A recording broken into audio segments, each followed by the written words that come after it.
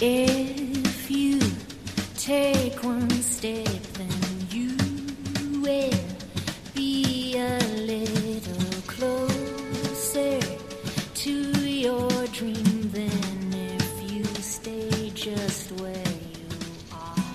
Welcome to Coming Home Well. I'm your guest host, Liz Booker, a retired Coast Guard helicopter pilot and writer on a mission to influence the demographics of aviation through story.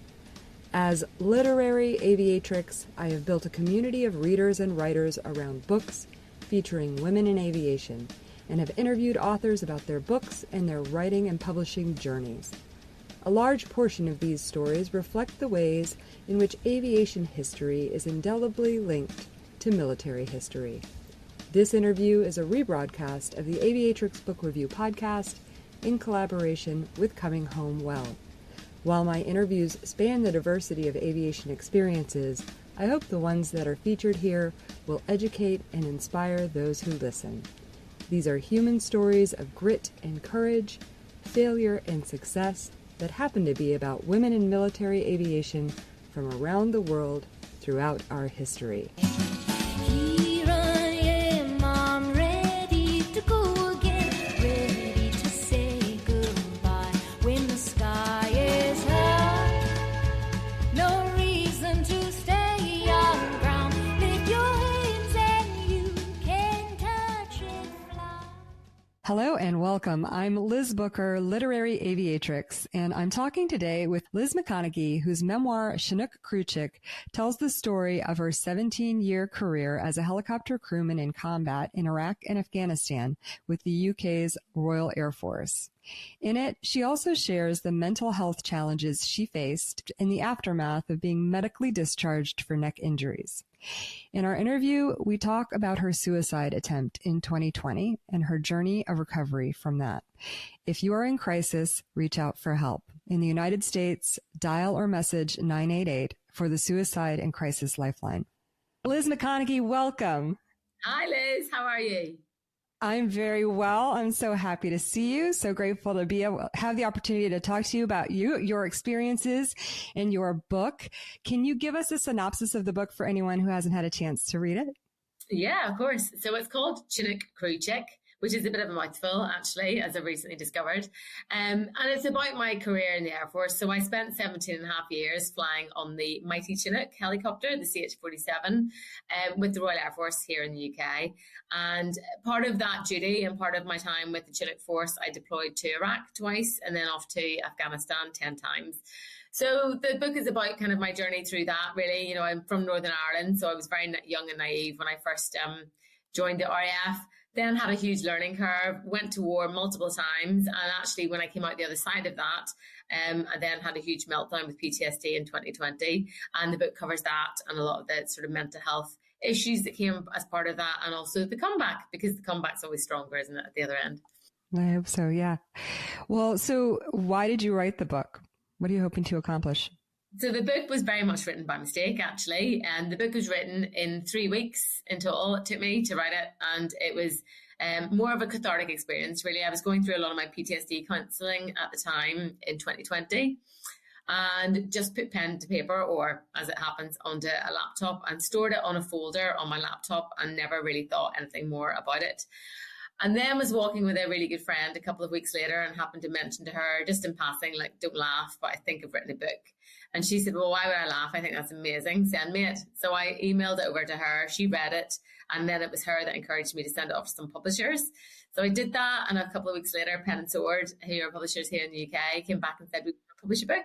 So it was never written with the intent of anyone reading it, and never mind being published. And here I am a year or so later, and it's done really well. It went to a bestseller on Amazon overnight. So I'm forever thankful every day of how successful it's been. Well, that's amazing. And I'm so surprised to hear all of that. And okay, so now that it's out there, what have you discovered it has done for you or for the readers?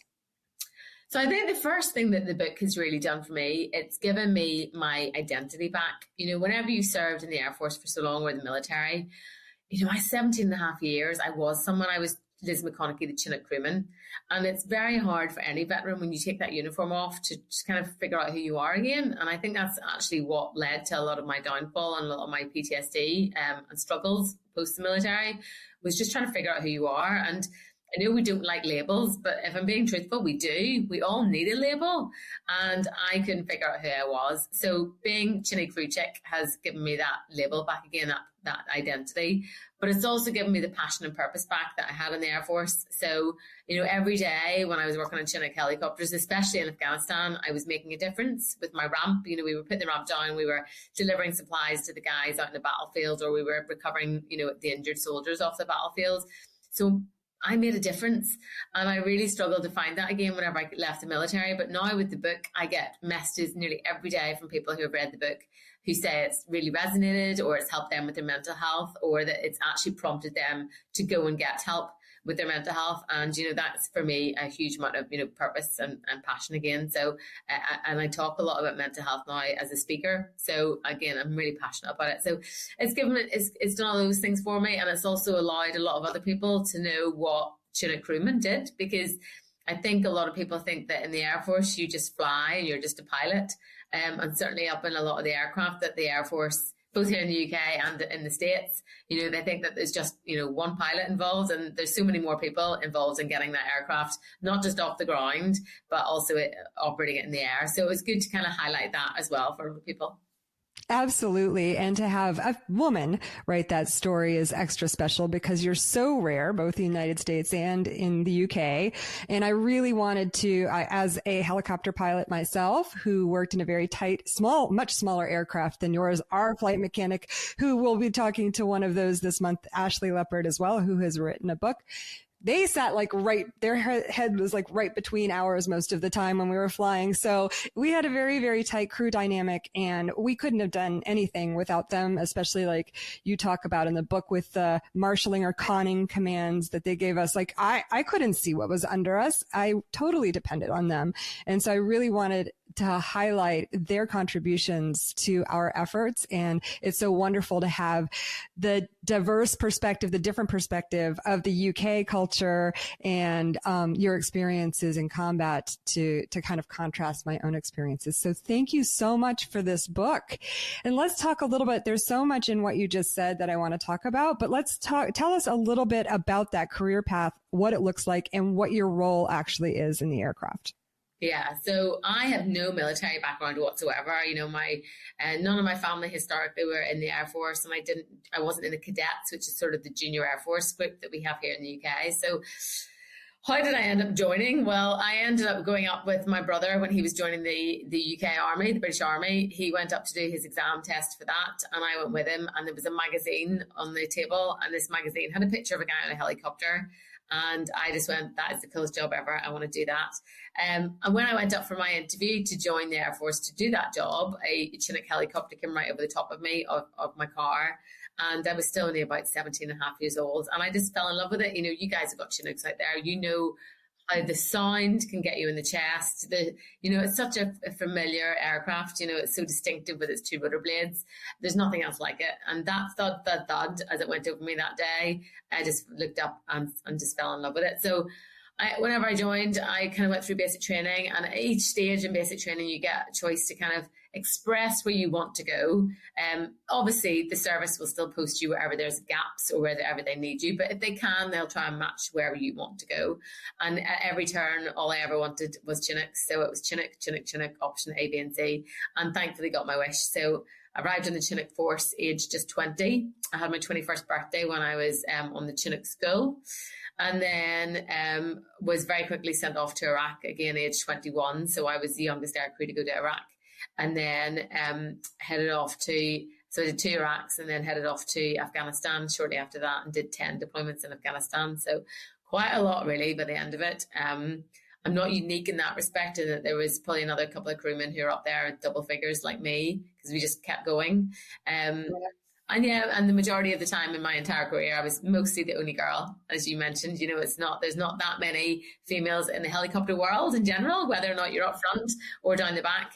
It's a very niche role. So I was the only one for about 5 years. And even in the heyday, there was 6 of us. And I remember having a queue for the toilet one day and thinking, well, this is quite novel. So it was a very colourful career, and I'm very lucky that I had that slice of time that I was serving, because I joined a week after 9/11 happened.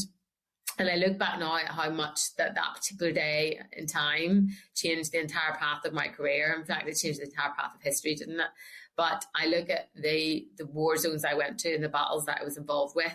It would have been a very different career had that event not happened, I think. Oh, so when you talk about deployments, how long were your deployments? Because that's a lot of deployments. It is, yeah. We used to joke that we should just buy property in Afghanistan because we were there so often. But unlike I know the Americans do like up to a year, maybe longer when they're deployed. Most of the British Army will do 6 months. Whereas we as aircrew would do 3 months. And that's mainly so that we can go out there, we can do a 3-month tour, and then we can hand over on one of the lunar cycles, so the moon phase, and that means that we can get the ongoing crews used to flying in and out of the landing points at night. But it also means that we can then come back to the UK and practice our emergencies, which I'm sure you're very familiar with, in the simulator here back in the UK. And you've got to refresh yourselves on those drills all the time. So 3 months is about the maximum that we can get away with, being away from the UK without having a chance to practice all those failures. And the only safe place to do that is here in the simulator. So that's kind of why we base our deployments on 3 months at a time. But you always knew when you were going back again. So you would do your 3-month time, you'd come back here to the UK, and you could see on your calendar planner exactly when you were going again 9 months later. So it never was far from your thoughts, really. Yeah. And as a crewman, what were some of the missions that you did, or what was your role typically in the aircraft? So we've already spoken really about me being the eyes and ears. So the pilot obviously is in the front in the cockpit, but the Chinook is 99 feet long from tip to tip. It's a beast of an aircraft. And, for the pilot to kind of know where his tail is when you're coming into a landing site, you need the crewman to be able to tell him that. So our main bread and butter is that voice marshalling, which is talking the aircraft around the skies, especially important with something like a Chinook when you can put 3 underslung loads underneath the aircraft. So trying to pick all of those up and making sure you're in the overhead and making sure that nothing gets tangled is very, very tricky. And it's like plotting spaghetti underneath the aircraft in a downwash. So it's the absolute, it's probably one of the most A-level things we do. But we talk the pilot around the sky to be able to achieve that. And again, not every landing site is a nice flat airfield. So we land in confined areas and we land on slopes. And again, our job is really to talk the aircraft onto the ground. But it then ramps up to lots of other different tasks as well. So we get quite heavily involved these days in a lot of the navigation, because we've got a lot of the navigation kit down the back of the aircraft, a lot of the moving maps. Certainly out in Afghanistan, we do the TAC radio. So we speak a lot on the TAC radios to the troops on the ground. And I guess probably one of the most important things we do is man the weapons. So the weapons that we have fitted out in Afghanistan was a minigun, which is always made me laugh because there's nothing mini about this weapon.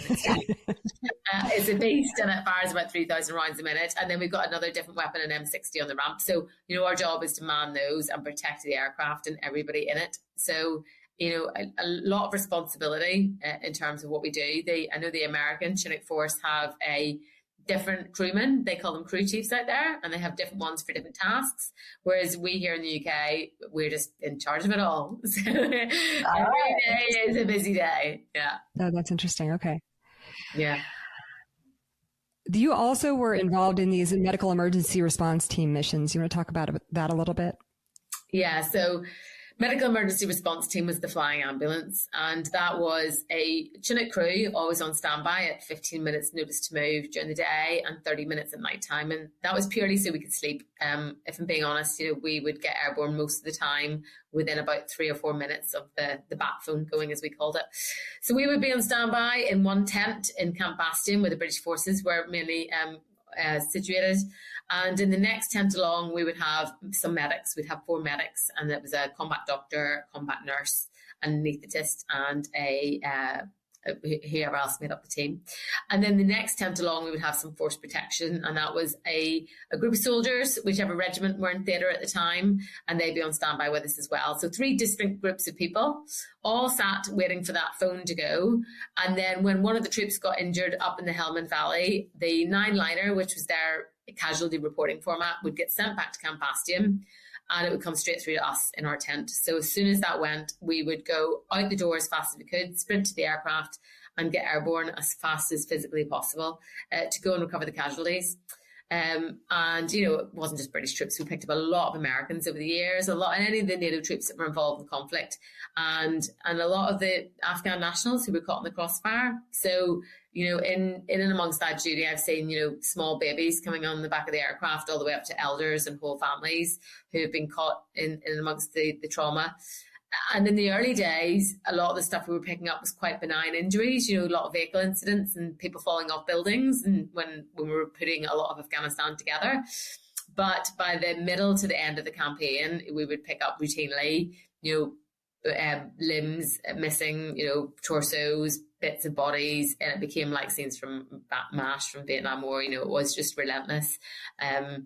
And I think that in itself does definitely leave a mark on you when you look back. It was certainly the best purpose I've ever had in terms of a role in a job.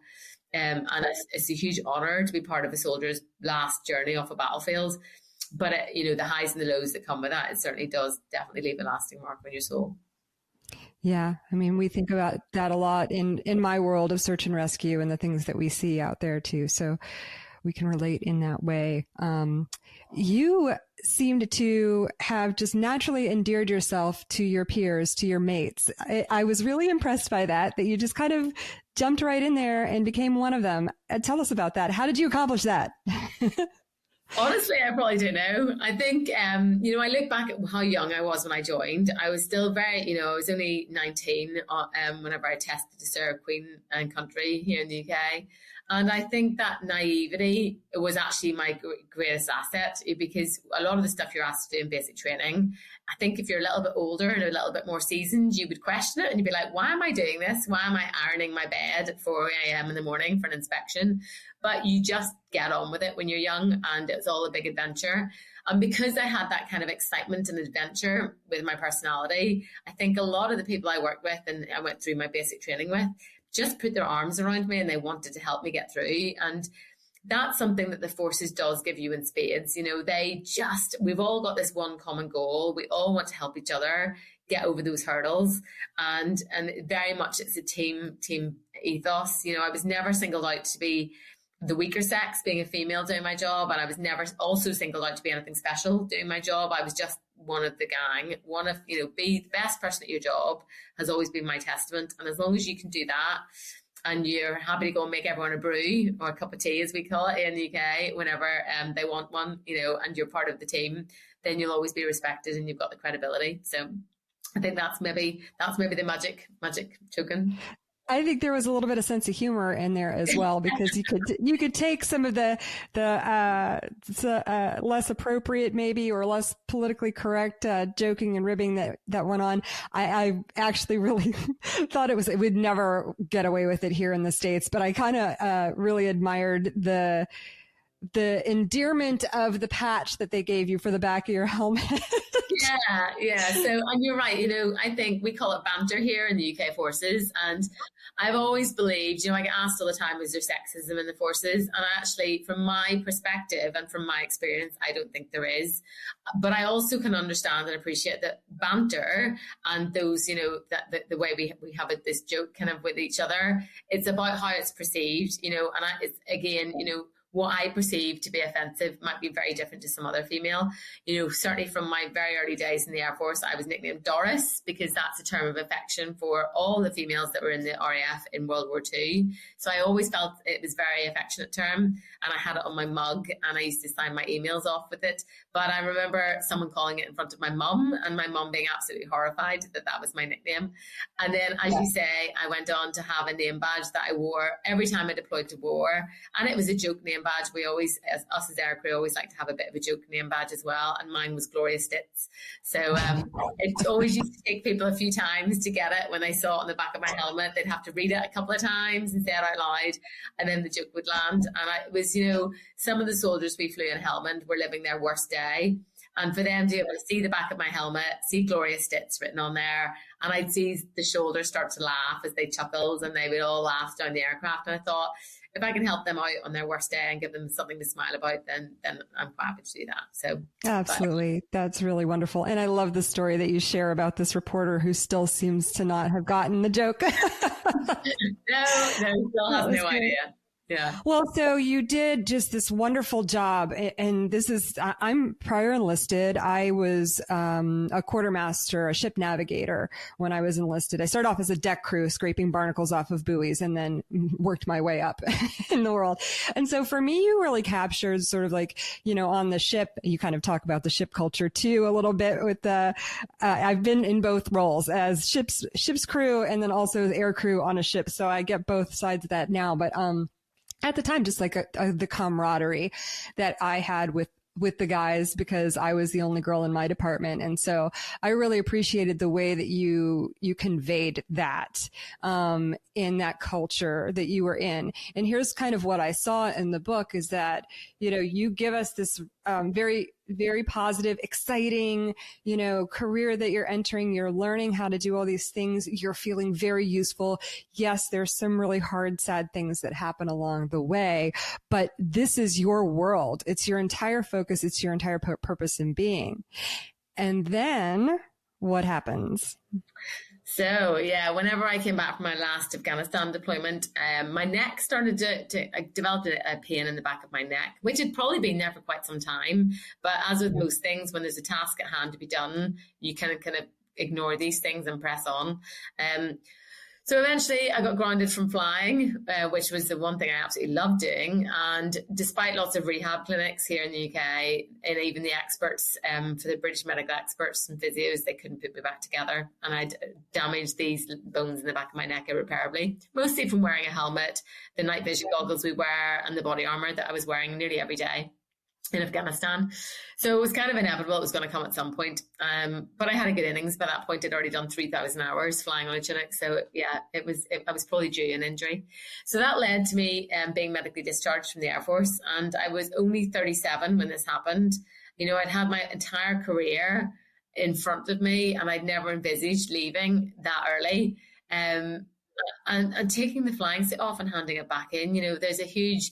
Every day I wore my brevet on my chest and it said Liz McConaghy, Chinook Crewman. And I look back now and wonder if that was so that other people would know who I was, or if it's so I knew who I was, because every day I could read it and I knew that this is who I am. And suddenly it wasn't there. You know, we have a bit of a joke here in the UK, is the RAF have a round doll is the emblem. And if you cut me in half, you would see a round doll. I was that girl. I was so institutionalized, and it was never just a job to me. It was my entire being. You know, my flying suit was my Wonder Woman costume. And suddenly I was just little Liz from Basingstoke here where I live in the UK. And I didn't have any kind of purpose or identity. And I really struggled. So I kind of bobbed around in 2019 for about a year in between jobs, as many veterans do, trying to find that sense of purpose again. And I think when you've gone from something like, you know, MERT in Afghanistan, you're literally saving lives, to try and find something else that's ever going to fit that mold again is very difficult. So I kind of pepper potted around some jobs, and then we got locked down here in the UK in March in 2020 for COVID.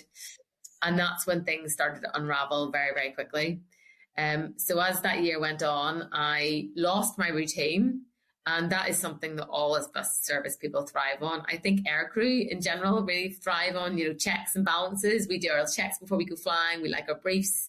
And, you know, that's certainly the routine we have in the squadron and the routine that we in the military love. And suddenly all of that was gone during our lockdown here in the UK, because we couldn't leave the house for more than 10 minutes. So I couldn't go and run and do all the things I'd always used as coping mechanisms for a lot of the things I'd seen in Helmand. And then the lack of routine, the lack of exercise only ever leads to one thing, which was insomnia. And insomnia is a form of torture. You know, whenever we use it quite effectively during my escape and evasion training as a form of torture, it can really start to unhinge a lot of other stuff in your life. And I developed insomnia that year. And I knew I was in a really dangerous place when one evening at 4:00 in the morning, I couldn't sleep. And I started to look up some of the guys that I picked up on MERT. I got my logbook out and I started to Google these guys who hadn't made it back in one piece and who had paid the ultimate price. And it was something that we'd never done while we were carrying out that duty, because we knew how dangerous it would be to personalise whoever was in the body bag. You know, it was just very precious freight that We had to get back to Camp Bastion. And here I was at 4 o'clock in the morning looking these guys up.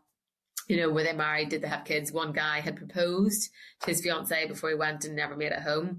So all the red flags were showing and waving that I was not in a good place, but I didn't reach out for help. I didn't pick up the phone to a single friend, and I could have done, but I didn't want to be a burden. And I look back now and I wonder if that's because, you know, being a female in a male-dominated world, even though they would never have made me feel like that, they would have much rather I picked up the phone and asked for help than what happened. But I didn't want to reach out and be that burden. And that had, certainly that pressure, that feeling had come from inside. It was never something that had been pressed upon me by anyone else. So eventually I unraveled and then took a huge overdose in the August in 2020 with the absolute intent of ending my life, and went to sleep having taken 95 amitriptyline, which is a pretty big overdose, and by all accounts shouldn't really be here talking to you today. So and I don't remember a lot after taking those on that night.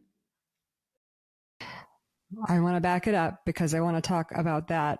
But to back it up to your neck and that whole idea of our bodies, like when we're in an aircrew position, or, you know, there are other jobs out there, firemen, policemen, whatever, where your livelihood depends on your physical fitness and everything being in one piece.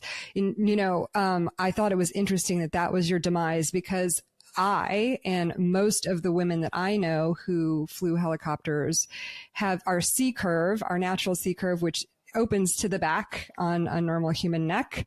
All of ours are either straightened or reversed because of wearing that helmet and night vision goggles for all those years. So I'm not surprised that was the thing that got you at all.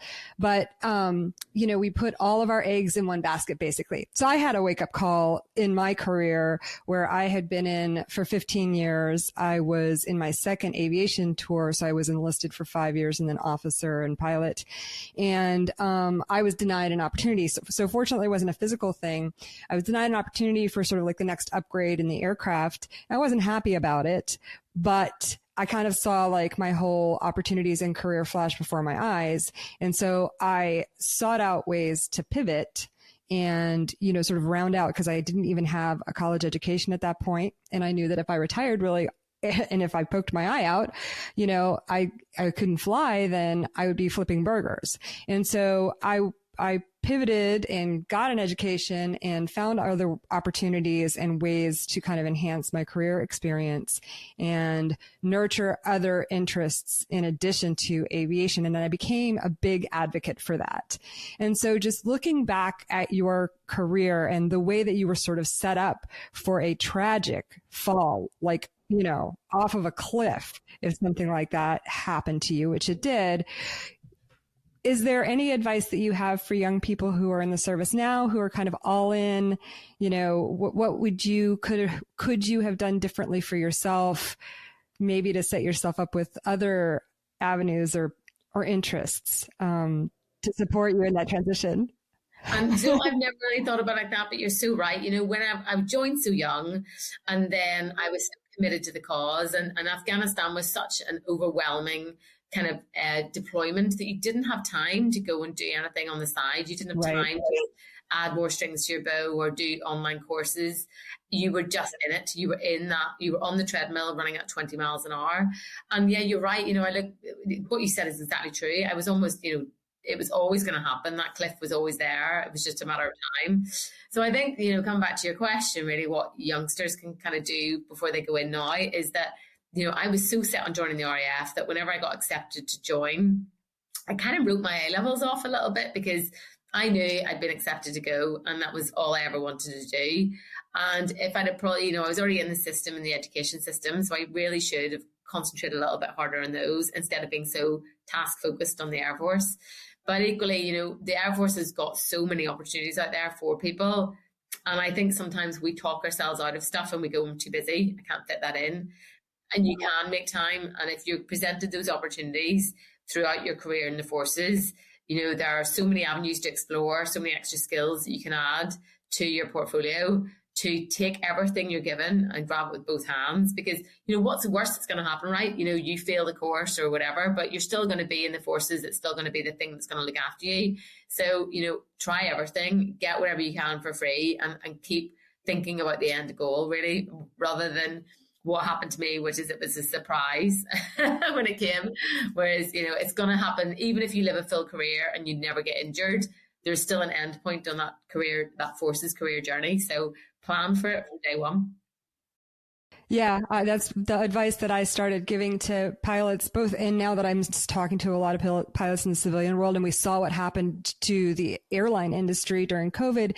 It's like, yes, if aviation is your passion, do everything that you can and focus on it and get qualified, get out all the qualifications that you can. And once you're established as a professional pilot, then start thinking about, like, okay, what else? What else can I do for myself? What if I wake up tomorrow and I can't see out of my right eye? Like, what am I going to do? Yeah. And there is so much more, even as a pilot, there are so many more avenues that you will have as soft skills from being a pilot in the aviation environment that you can go and do as a different career. You know, you look at a lot of human factors training that we do in the forces. I find human factors fascinating, and that's something that a lot of my friends have gone on to teach in the civilian world, especially with our NHS here in the UK, with the medical profession. But, you know, CRM, crew resource management, how to work your team effectively, flight safety as well, and then even just airfield management, stuff that we as aircrew take for granted, but all those skills that you can pass on into another job that doesn't involve putting that helmet on your head. Yeah, and you bring a good point up that a lot of I see a lot of my friends who are out there with their books and doing sort of leadership talks and stuff like that, is that we former military veterans, both enlisted and officers, sometimes don't realize how much we bring to any job. I mean, just the fact that you have the discipline to show up, that you can take direction and follow rules and are conscientious, you know, even without all of the other skills that you've developed. Sometimes we don't appreciate how much we have to offer. Any opportunities that are out there. So yeah. I think we also suffer from imposter syndrome. I'm very guilty of that still. And, you know, I stand in front of big audiences now and talk about the book, and I still have this huge imposter syndrome. You know, one of the very first book events I went to when the book had been released, there was a very famous actress here from the UK sat beside me, and she said, "Oh, are you an author?" And I said, no, I'm not an author. I'm a Chinook crewman. And she said, "Well, why are you here?" And I said, "Well, I wrote a book." And she said, "Well, so you're an author then?" And I think we as forces people, we never really, like you say, give ourselves our dues of what we are capable of. And that, you know, that imposter syndrome for a lot of my forces friends really does kick in when you hit City Street. They just don't think they're capable of anything. Yeah.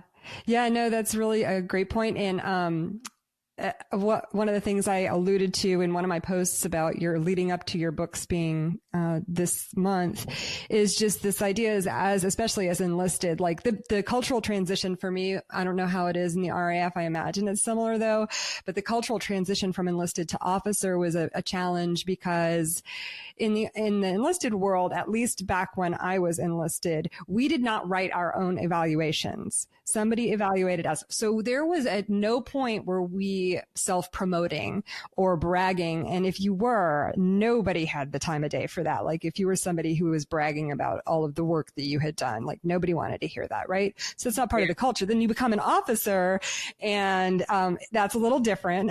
And so that was a really hard thing for me to do.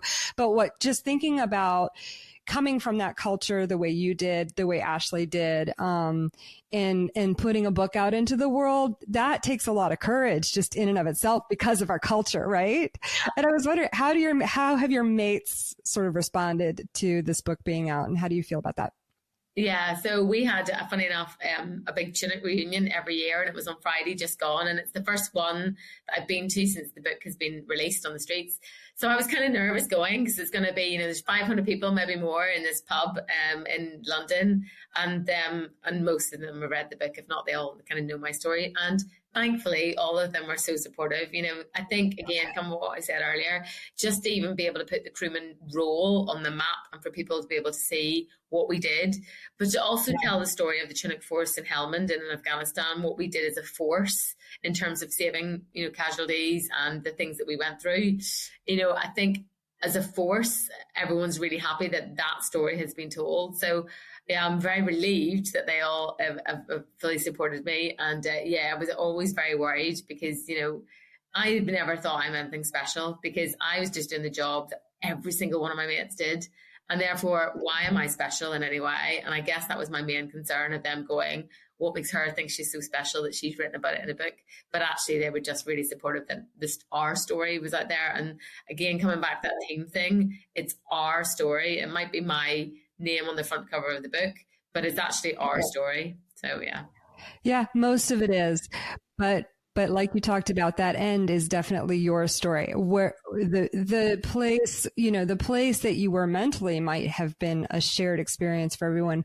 But the fact that you got to that point and that you were willing, that you had the courage afterwards to, obviously you wrote it for yourself, but to share that with the world, that makes you very vulnerable. But it starts the conversation. So just talk a little bit about, the importance that you see that having and the impact that you have in the world because you shared that. Yeah. And it was scary. I remember putting a post out on my social media after I'd come out of hospital and after the overdose, because I knew some people knew what had happened. Some people didn't. Some people were filling in the gaps, as people like to do. And I thought, well, I need to almost put like a PR statement on my Facebook to say, like, this happened, I'm okay now, and I'm kind of getting help. And after that initial kind of prompt, so many people messaged me, so many of my friends and colleagues, messaged me privately to say that they equally were struggling. And then it suddenly occurred to me that I am not alone in this journey. There are so many people who suffer in silence behind amazing social media posts that look like they're living their best life, as I did. And actually in the background, we're really struggling. And I think that's, that's worldwide. People hide behind their masks on social media or in the public eye, and actually there's a lot of stuff going on that nobody knows about. And that was the other thing that a lot of my friends messaged me to say, Liz, we had no idea. And there was a mixed emotions of kind of, I think initially a lot of people were angry that I didn't reach out to them for help, and then also people just questioning, how did I get to that point? And when it comes back to that feeling of anger, I felt like I had to explain to those people that whenever you're in a suicidal state, I had been on the periphery of suicide before, never directly kind of affected by it. But I'd always thought it was such a selfish thing to do. You leave all those people behind, you leave all these questions and all these people wondering how they could change the outcome. And that was my stance on suicide until that morning I woke up and my brain was completely, it was like having an out-of-body experience. It was like watching my life through a movie that day, because I had mentally checked out of life and almost out of my body. And I was spent the entire day planning it. And I look back now at how my reasoned thought process was completely not working that day. And that, again, is a kind of a fallout from all the years of training that we go through in the military and indeed aircrew. It doesn't even matter if you're not military, but as aircrew, you're trained to kind of react to emergencies, to go to the fight, to keep, not to run away, because you can't. So you're trained to fight. And that overcomes your fight or flight response. So that day, my fight or flight response, my reasoned thought process just wasn't working. And I had to explain to everybody that, when you get to that point and you've mentally, it's like having a donut on your water slide. I was only going one way that day, and nobody, I think, could have changed the outcome of what happened that night. But I needed to be able to tell my friends that so they understood it. Because, and I'm very lucky that I survived and I can do that. And certainly I mentioned it in the book, for anyone who's ever been affected by suicide in any way, who will have all those questioning thoughts, what can I have said differently? Why didn't I ask them that day I saw them, how they were? There gets to a point where if you haven't got to them before they mentally check out, then there's very little you can do. And you should never beat yourself up about it, because, that person will end up doing what they need to do. Be at peace. Well, I hear you, and I admire you taking responsibility for your state of mind and where you were, and like you say, letting people off the hook. But it also gives me a sense of hopelessness for you to say that, both about the person who finds themselves in that situation and the people around them who want to help. So how do I reconcile those two things? I do change it. So I talk about this a lot in my mental health talks now. And I think up until that moment where I checked out, that's where people can help. And there is absolutely no two ways about it. Us in the forces are such a tight, close family that you can pick out behavioral changes really quickly with people. You know, for someone who's always at the gym, as I was, to suddenly never exercising at all. You know, if we'd have seen that when we were deployed in Afghanistan, someone coming back from a day's tasking and suddenly not going to the gym, who was always there, we would have noted that behaviour change. Or coming back here to the UK, someone who's always in the pub first, suddenly not going to the pub, or vice versa, someone who's constantly hitting the pints down the pub. You pick up those behaviour changes. Now, nobody picked that up with me because we were in lockdown. And again, right. Social media is very good at hiding behind. But also the two things I tell people to do now, and it's kind of come out of me looking retrospectively and a lot of my counselling, is, you know, to ask people twice if they're okay. Because that year, a lot of the time, if a few friends didn't know, I was kind of up and down in terms of depression and that depressive state of mind. And the odd person who would say, you know, are you okay? I'd say, yeah, I'm fine. How are you? And you get the spotlight off you straight away. And because people, when they're crumbling inside, don't want to talk about it. So the first thing you do is deflect it. Whereas the odd person who would ask a second time, are you really okay? It was sometimes enough to crack the egg. And, you know, the forces are great at hard boiling us as eggs, but they're not very good at reversing that process. So I always tell people now, if you think anyone's on that, and I call it the river of depression, because I've been on that all of 2020. And I had no idea how close the edge of the waterfall was. And it turned out I went over there in 12 hours, literally from waking up that morning to point of overdose. It was 12 hours. And if you've got any friends who you think are on that wave or on that river, get to them before they get to that point. And the second thing I always encourage people to do as well with friends, and so you don't feel so helpless, is talk with your friends and give your mental health a number. You know, I massively give my mental health a number now, and it's not always 9 or 10 out of 10. There are still some days where it's 2 or 3 out of 10, because I'm human and life is not always roses and fantastic, and that's just real life. So I know I'm very much more open and authentic about giving my mental health a number. And you have to be authentic. You know, there's no point in saying it if you're lying. You have to be really honest about it. But it means that my friends can kind of monitor my mental health a bit more. You know, if I'm a 3, keep an eye on me. If I'm a 9, don't have to worry about me this week. And it means that I can monitor my own mental health so much better. I can kind of see where I'm going. If I've been a low number for a week or 2, it's probably time to start doing something about it. So I always say those two things. Ask someone twice how they are and give your mental health a number, and have those conversations with your friends, your family, your work colleagues. Have those open conversations. Yeah, no, that's all good advice. I have one friend who stayed in my mind when I read your book, very close friend, who I'm constantly monitoring. And one of the things that I do with him when he calls and I say, "Are you okay?" and I hear that it's quiet on the other end, I'll say, "You know, it's okay to not be okay." Yeah. Massively. And just that usually cracks it open with us. So yeah. And the other thing I get asked a lot in my talks is that, how do you get some people to open up? Because there are still people out there who, you know, aren't well and you know that aren't okay, but they will absolutely never open up to you about it. And I've said that I seem to find as soon as you display your own vulnerability, then that opens that door for a conversation. You know, if I ask somebody else for help, chances out of 10 that they will say, "Oh my God, I'm really struggling as well with this." And it can be something really simple about, you know, work, or it can be something really deep inside in terms of emotion and mental health. But as soon as you show that you're human and you're vulnerable and you're struggling yourself, then that opens the conversation. And I've certainly found that a lot now with my social media profile and with the book being out, is that people feel safe to kind of tell me their stories and how they're feeling, because I'm as vulnerable as anyone, and I make it quite openly, you know, in public, that I'm not always good. I still have good and bad days, but that's part of being human. Yeah. One of the things that I noticed you did, so I recently interviewed another guest who was talking about writing for healing, and she's talked very specifically about a technique that I noticed you do in the end of the book. You talk about the way that you feel now, in addition to the way that you felt then. And we're talking very specifically about your experiences in Afghanistan, and then also sort of this river of depression that you were on. So was that intentional?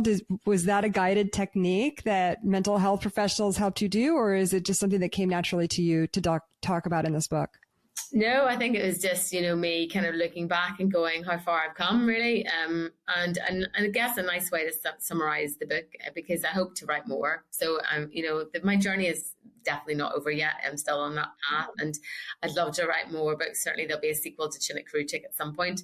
But one thing that I do mention in the book that came out during my therapy is that looking back can be very, very detrimental to your mental health. So I used to say all the time that I used to be a Chinook crewman, and I used to be this and I used to be that. And when I was going through my PTSD counselling, my counsellor said, but you're always looking for that missing person. You're always looking backwards. And she said, you need to embrace who you are now. And it was the first time that I was able to say, I'm a veteran. And it was the first time I was able to say, I'm a writer. And I think that that's really important, that just that power of language of saying I am rather than I used to be is really very powerful. Yeah. So I would, that goes anyone who's taken the uniform off and used to be something. It's great to remember those and always keep those lessons that you've learned there. And we can never forget where we've come from. But actually, you really need to focus and start to love who you are now.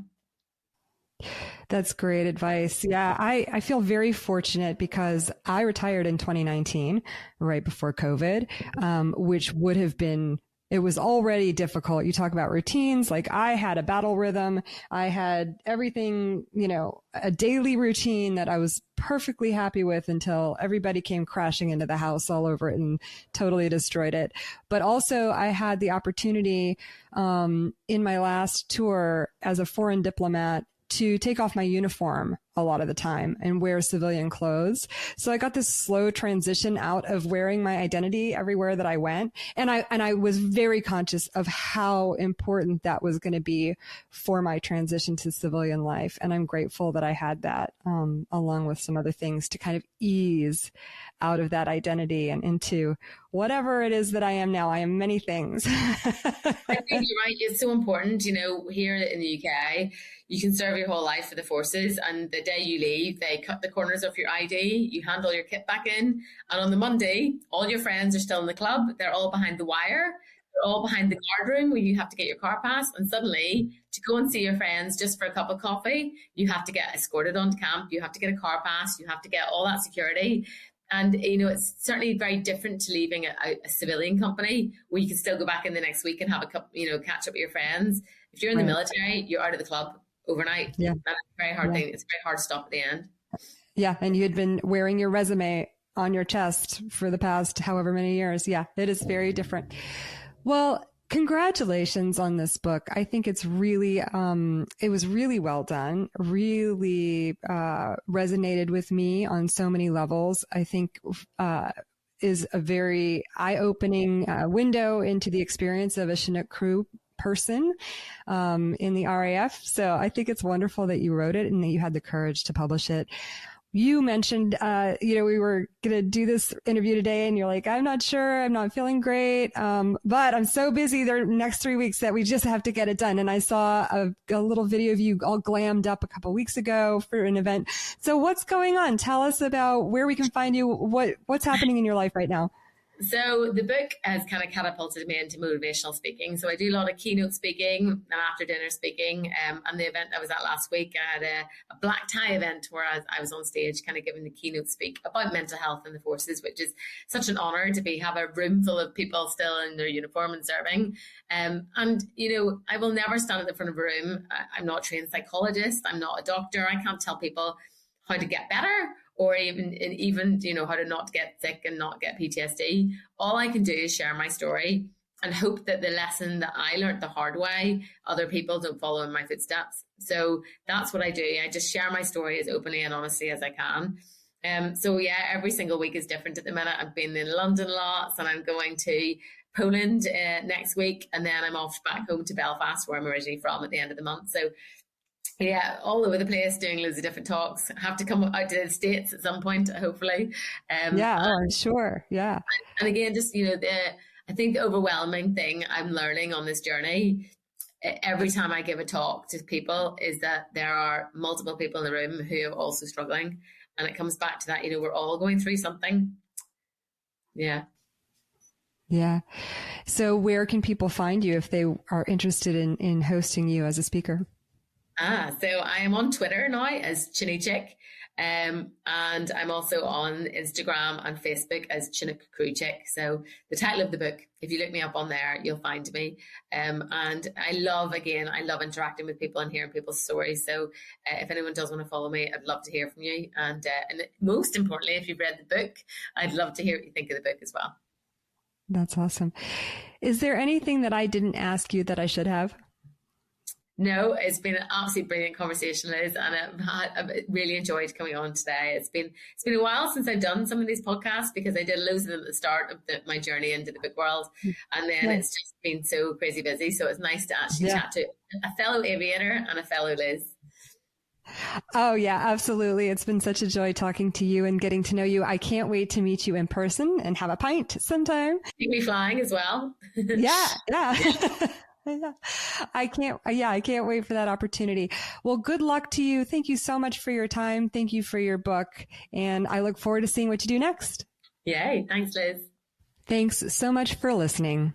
Once again, if you are in crisis, please reach out for help. In the U.S., dial or message 988 for the Suicide and Crisis Lifeline. I'd like to thank Michael Wilds of Massive and Crew for his help in producing this interview and for his creative and technical support of all things literary aviatrix.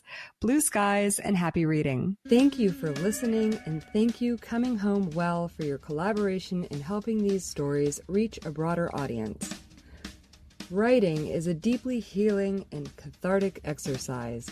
It can help you process your experiences, whether you intend to share them with the world or keep them to yourself. Living the experiences of others through reading can also help heal, validate, and create a sense of connectedness. If you're interested in hearing about how these authors brought their stories to life on the page, check out the Writer's Room interviews on the Aviatrix Book Review website and podcast. If you'd like to join the book club conversations, look for the Aviatrix Book Club on Facebook. All are welcome. And connect with me on social media at Literary Aviatrix. I'd love to hear from you. Blue skies and happy reading.